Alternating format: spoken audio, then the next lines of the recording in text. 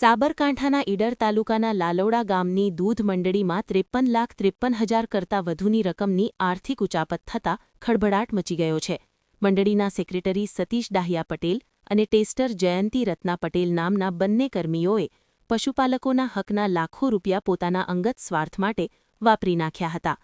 Registrar કચેરી દ્વારા કરવામાં આવેલા ઓડિટમાં આ સમગ્ર કૌભાંડનો પર્દાફાશ થયો છે.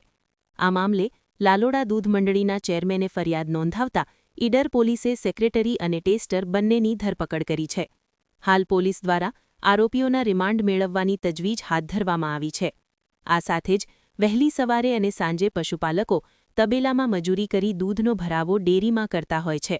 વર્ષે તેમજ પ્રતિમાસે સ્થાનીય ડેરી દ્વારા પશુપાલકોને ટકાવારી તેમજ નફાનું વિતરણ કરવામાં આવતું હોય છે. જો કે લાલોડાની દૂધ ઉત્પાદક સહકારી મંડળીમાં ઉચાપત કરનારા બંને આરોપીઓને પોલીસની કસ્ટડીમાં લેવાયા છે. સામાન્ય રીતે પશુપાલકોની મહેનતના લાખો રૂપિયાની ઉચાપત કરી લીલા લહેર કરનારા લાંચિયા લૂંટારાઓ સામે તપાસનો ધમધમાટ શરૂ થતાં સમગ્ર વિસ્તારમાં ભારે હડકંપ વ્યાપ્યો છે. તેવામાં આવનાર દિવસોમાં પોલીસ તપાસમાં ઉચાપતની રકમમાં વધારો થાય તેવી સંપૂર્ણ શક્યતાઓ વર્તાઈ રહી છે.